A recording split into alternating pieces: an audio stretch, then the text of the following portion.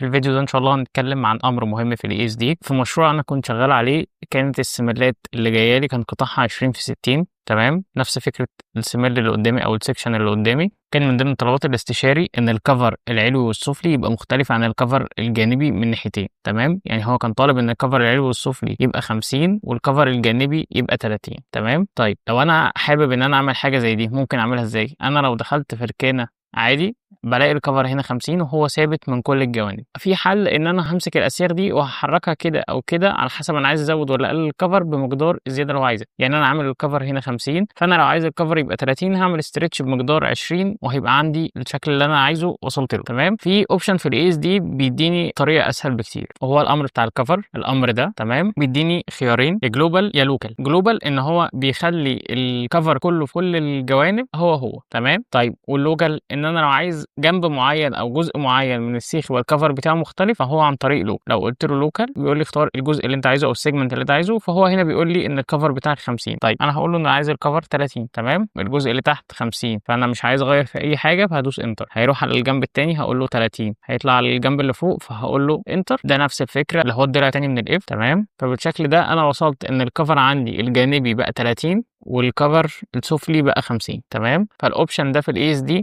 مهم جدا وبيفرق معانا كتير.